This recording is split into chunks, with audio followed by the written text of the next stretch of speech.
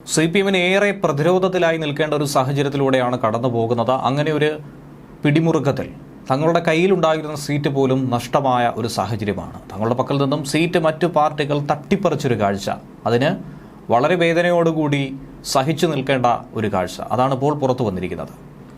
കേരള കോൺഗ്രസ് സ്ഥാനാർത്ഥികൾ നേരിട്ട് ഏറ്റുമുട്ടിയ കോട്ടയത്ത് തിരഞ്ഞെടുപ്പ് തോൽവി ഉണ്ടായത് മാണി ഗ്രൂപ്പിനെ ഏൽപ്പിച്ച ആഘാതം അത് ഒട്ടും തന്നെ ചെറുതായിരുന്നില്ല.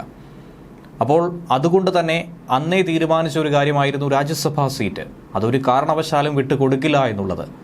രാജ്യസഭാ സീറ്റ് കൂടി കിട്ടാതെ വന്നാൽ അണികൾക്ക് മുന്നിൽ നേതൃത്വത്തിന് അങ്ങേയറ്റം വിയർക്കേണ്ടി വരുന്ന ഒരു സാഹചര്യം ഉണ്ടാകും. അതുകൊണ്ട് 3 രാജ്യസഭാ അംഗങ്ങളുടെ തിരഞ്ഞെടുപ്പിൽ സിപിഎമ്മിന് ഇപ്പോൾ ഏറ്റവും ഒടുവിൽ വിട്ടുവീഴ്ച ചെയ്യേണ്ടി വന്നിരിക്കുകയാണ്. സിപിഎമ്മിന്റെ രാജ്യസഭാ സീറ്റ് കേരള കോൺഗ്രസ് എമ്മിന് വിട്ടു നൽകിക്കൊണ്ട് സിപിഎം ഒരു വിട്ടുവീഴ്ച നടത്തിയിരിക്കുന്നു. LDF മുന്നണി യോഗത്തിലാണ് വളരെ പ്രധാനപ്പെട്ട ഈ തീരുമാനം കൈക്കൊണ്ടിരിക്കുന്നത്.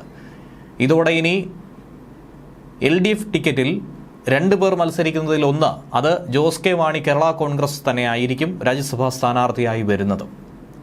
ഉറപ്പുള്ളത് 2 സീറ്റാണ്. അതിലൊന്നാണ് കേരള കോൺഗ്രസ് എമ്മിനായി വിട്ട് നൽകിയിരിക്കുന്നത്. ബാക്കിയുള്ള ഒരു സീറ്റാകട്ടെ അത് CPIക്കും നൽകിയിട്ടുണ്ട്. CPIയും ശക്തമായി തന്നെ ഈ സീറ്റിന് വേണ്ടി ആവശ്യപ്പെട്ടിരുന്നു.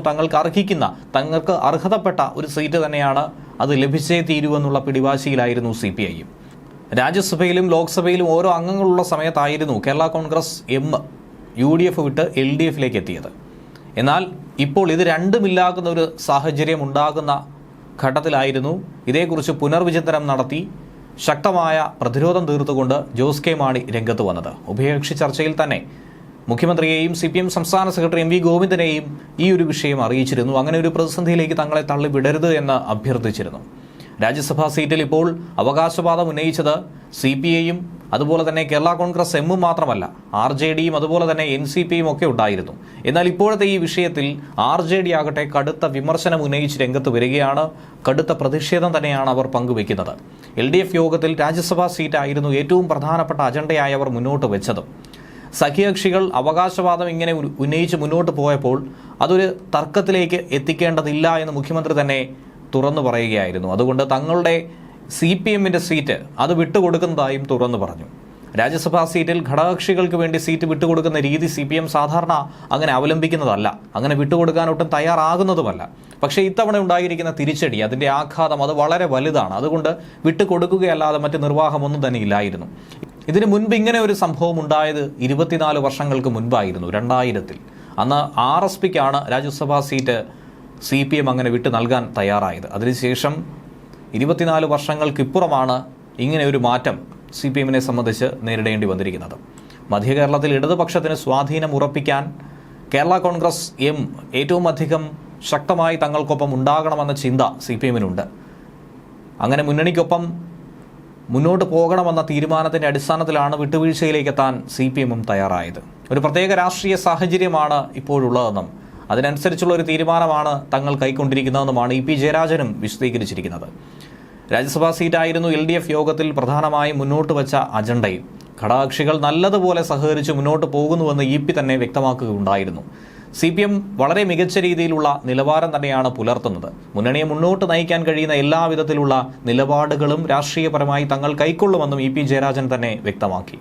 ഒരു ക്യാബിനറ്റ് പദവി കേരള കോൺഗ്രസിന് വാഗ്ദാനം ചെയ്തുള്ള അനുനയ നീക്കം നേരത്തെ CPM നടത്തിയിരുന്നു. ലോക്സഭാ തെരഞ്ഞെടുപ്പിലെ തോൽവിക്ക് ശേഷം ക്യാബിനറ്റ് പദവി സൃഷ്ടിക്കുന്നത് ജനവികാരം എതിരാക്കുമെന്ന ഒരു തിരിച്ചറിവ് CPMനുണ്ടായി.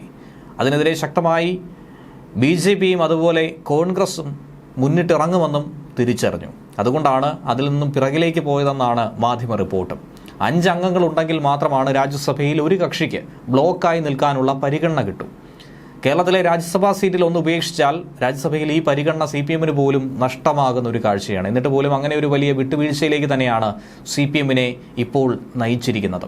ഒരു കാരണവശാലും ഈ സീറ്റിന്റെ കാര്യത്തിൽ വിട്ടുവീഴ്ചയില്ല എന്ന് CPI നേരത്തെ വ്യക്തമാക്കിയതായിരുന്നു. പാർട്ടിക്ക് അർഹമായ സീറ്റ് തന്നെയാണിത്. പാർട്ടി സെക്രട്ടറി ബിനോയ് വിശ്വം ഇക്കാര്യം തുറന്നു പറഞ്ഞതുമാണ്. സീറ്റ് സംബന്ധിച്ച് LDFിൽ ധാരണ ആയില്ലെന്നും ആശയപരമായ ഒരു ചർച്ച പൂർത്തിയായി എന്നും കഴിഞ്ഞയാഴ്ച മാധ്യമങ്ങളോട് ബിനോയ് വിശ്വം പറഞ്ഞതേ ഉള്ളൂ. എന്ത് സംഭവിച്ചാലും സീറ്റ് കിട്ടിയേ മതിയാകൂ. കേരള കോൺഗ്രസിന്റെ കാര്യം തങ്ങൾക്ക് നോക്കേണ്ടതില്ല, അതേക്കുറിച്ച് തങ്ങൾക്കറിയില്ല എന്ന് ബിനോയ് വിശ്വം തന്നെ തുറന്നടിച്ചിരുന്നു. തദ്ദേശ തിരഞ്ഞെടുപ്പിൽ കോട്ടയം, പത്തനംതിട്ട, എറണാകുളം, ഇടുക്കി ജില്ലകളിൽ CPM-ന് സ്വാധീനം വളരെ കുറവായിരുന്നു. ഇതിൽ പല പഞ്ചായത്തുകളിലും ഭരണം ഉറപ്പിക്കാൻ കഴിഞ്ഞത് മാണി വിഭാഗത്തിന്റെ സ്വാധീനത്തിൽ കൊണ്ട് തന്നെയാണ്. നിയമസഭാ തിരഞ്ഞെടുപ്പിൽ അത് പ്രതിഫലിക്കണമെങ്കിൽ കേരള കോൺഗ്രസും തങ്ങളോടൊപ്പം തന്നെ നിൽക്കണമെന്ന തിരിച്ചറിവുണ്ടായിരുന്നു. പക്ഷേ അത് ലോക്സഭാ തിരഞ്ഞെടുപ്പിൽ ആവർത്തിക്കാൻ കഴിഞ്ഞില്ല എന്നുള്ളതും മറ്റൊരു വസ്തുതയാണ്.